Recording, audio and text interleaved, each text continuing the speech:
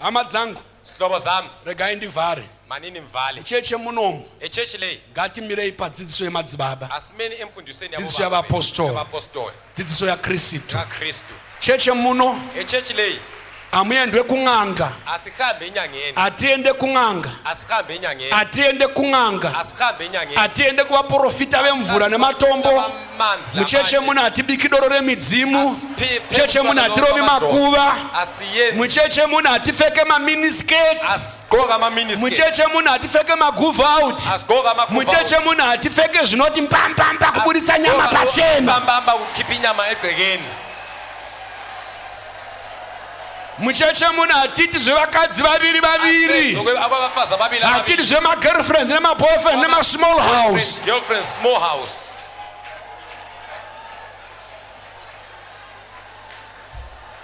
Kana wakatendeuka une nyoka, uine mapere, uine mishonga, uine makano, rega kuchengeta zviro izvozvo. Udza kuvavhangeri navafundisi vapise.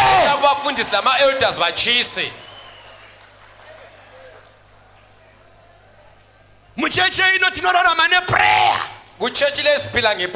Vana vanochengetwa neprayer. Muchato unochengetwa neprayer.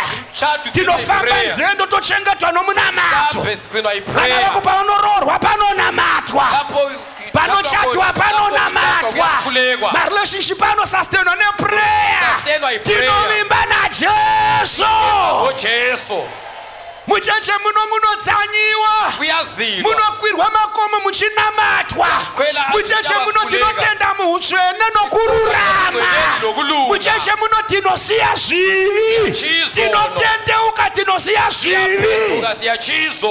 Ndodziso yavapostoli, imfundiso yabapostoli, ndodziso yemadzibaba edu. imfundiso yababa babe. Ndikunzwika here inini? Yezwakala yini mina? Ndiri kunzwika here inini? Yezwakala na? Regai ndikutaurire nyaya yenguruve. Litshela indaba engulube. Nyaya yenguruve yamunodya. Indaba engulube elidlayo. I know that I'm on Facebook. Yakwazi ukuthi nguFacebook. I want everybody who is in A.F.M to hear this. Ngifuna ukuthi wonke umuntu oku A.F.M akuzwe. Ngambozitaura panapa. Ngakukhuluma lapha. Ma theologians enyu anothi nguruve inodyiwa. Ama theologians athi ingulube iyadliwa. Nekuti Jesu akati chaka chinonatswa nomunamato ndi Paul. Upho uthi kuhlanzwa ngumkhuleko. Hanzi naMateo akabva anatsa zvese zvinodyiwa. Wahlanza konke okudliwayo. Hongo andirambi. Yebo angiyali. Ashandinoziva. Kodwa engikwaziyo. Mwari ndimwari anoyedza vakarurama. Umlimi ngumlimi uyahlolela abalungileyo. Unoyedza uyatesta. Uyahlola. Mubhayibheri kune varume ainzi maNazarini. TamaNazarini. Nevaprista. Labaprista. Ngatange nevaprista. Asiqaleni ngamaprista. Vana vaAroni baba. Abantwana baka. Vaya pakaburuka moto wezvokwadi. Usehlulilo wacha. The Bible research inoti. I-research ithi. Zvakanzi vaprista havanwi waini. Watu abaprista kabanathi wine. Asi Israeli umwe ngaanwe wine. Asi ava vanhu vakaswededza.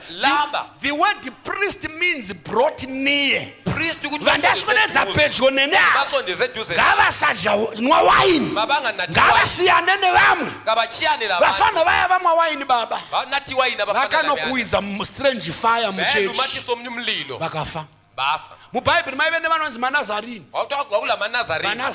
Amanaziri. Vamwe vese vaigerwa bvudzi. Abanye bonke iwe ugerwe bvudzi. Vamwe vese idya inguruve. Asi iwe usadya nguruve. Iwe usabata zvemuzambiringa. Ava vamwe ngavabate. Because God has a special assignment for you. Ngoba umlimi ule special assignment. Muyamtshene pakati nguruve ayidyiwe mu-A.F.M. Muyamtshene pakati nguruve ayidyiwe mu-A.F.M. Ati zvitori muna Deuteronomy. Tine divine assignment yatakapiwa. Tine basa ratakapiwa naMwari. Rekuprofita kudzinga madhimoni, kuita minana yaMwari nekuparidza ivhangeri. Mwari uda kutesta obedience chete.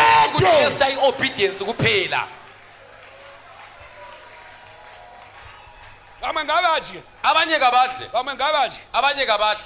Usavashora. Ungabasoli. Asiwe usadya. Kodwa wena ungadli.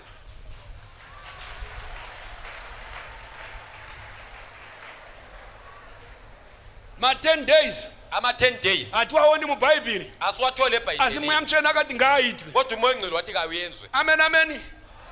Ngatimirei padzidziso yavapostoli. Asimeni kumfundiso yabapostoli. Ngatisimukei netsoka dzedu. Sime ngenyawo zethu. Zadzi sachi